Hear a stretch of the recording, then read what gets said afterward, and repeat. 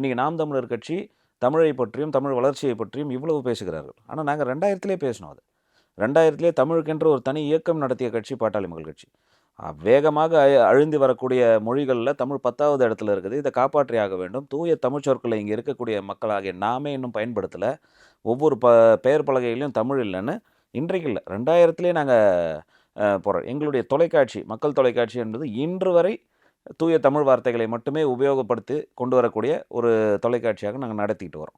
இதெல்லாம் மிக விரைவில் மக்கள் புரிஞ்சுப்பாங்க. இதெல்லாம் எங்கள் மறைப்பது என்னவென்று சொன்னால், எங்களை ஒரு குறுகிய வட்டத்துக்குள்ளே கொண்டு போய் சேர்ப்பதற்கு சாதி கட்சி சாதி கட்சி சாதி கட்சின்னு ஆளுகின்ற அன்றைக்கு பலம் வாய்ந்தவர்கள். ஏன்னா அன்றைக்கெல்லாம் உங்களுக்கு தெரியும், மீடியா என்பது ஒரு 2-3 பேர் கையில் தான் இருந்துச்சு.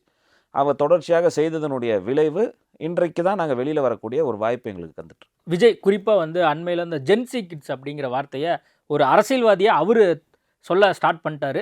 மற்றவங்களும் அதை தொடர்ந்து சில எம்எல்ஏக்கள், சில முன்னாள் அமைச்சர்கள்லாம் கூட இதை பற்றி பேச ஆரம்பிச்சிருக்காங்க.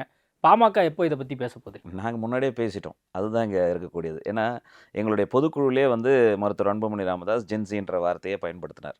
இன்றைக்கு இல்லை, நான் சொல்வது முன்னாடி. ஜென்சி வந்துருச்சு, ஜென் ஆல்ஃபான்னு சொல்கிறாங்க.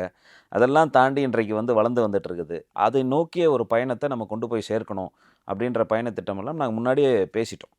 எங்களுடைய இது வெளிச்சத்துக்கு வரல. ஒரு நடிகர் என்ற போது அவர் பேசுகின்ற வார்த்தைக்கு கிடைக்கின்ற அந்த ஊடக வெளிச்சம் எங்களுக்கு கிடைக்கல.